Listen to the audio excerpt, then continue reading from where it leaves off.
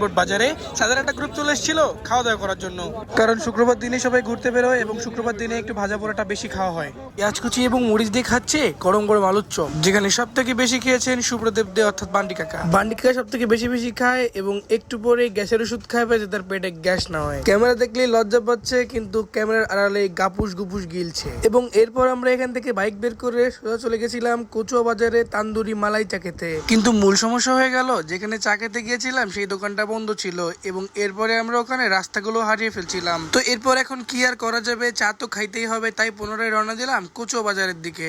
কিন্তু মূল সমস্যা হচ্ছিল আমরা কোথাও কোনো চা খাওয়ার প্লেস পাচ্ছিলাম না।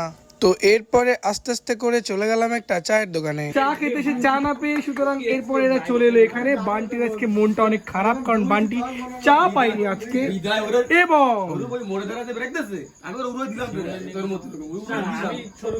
এবং বরাবরের মতো বদ্দা এক ভাব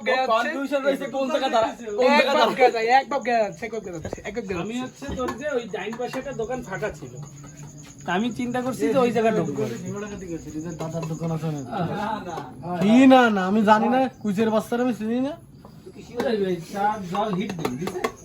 তুই কিছু বল কুচি সম্পর্কে। না কিছু বলবো। এরপরে দুধ চা না পেয়ে সবাই বসে গেল লাল চা খেতে এবং লাল চা খাওয়ার পর সবার এক্সপ্রেশন দেখতে পাচ্ছেন। শুভ সাহেব একটু হাসছে কারণ সে বুদ্ধিমান। এবং এরপর স্বরূপদা, বান্টি মন খারাপ, শ্যামলী জোর করে চা খাচ্ছে, এদিকে জয় চা খেয়ে যাচ্ছে, দাদা খাচ্ছে, কিন্তু আরেক মাল কই? আরেক মাল চলে গেছে কলার ধান্দায় এবং সে কলা ছিঁড়ছে। তো বন্ধুগণ, প্রত্যেক শুক্রবারই আমাদের টুকটাক ঘোরাঘুরি হয়, আজকেও ছিল। ধন্যবাদ সবাইকে এতক্ষণ কষ্ট করে ভিডিওটা দেখার জন্য। ছোট্ট ভিডিওটি ভালো লাগলে অবশ্যই লাইক করবেন, কমেন্ট করবেন এবং জানাবেন শুক্রবার দিনে কে কে কোথায় কোথায় ঘুরতে যান। যদি আপনাদের কোনো ঘুরতে যাওয়ার প্লেস থাকে অবশ্যই সাজেস্ট করবেন, চেষ্টা করবো সেখানে গিয়ে ভিডিও করার। Thank you so much for watching this video. Tata, bye by.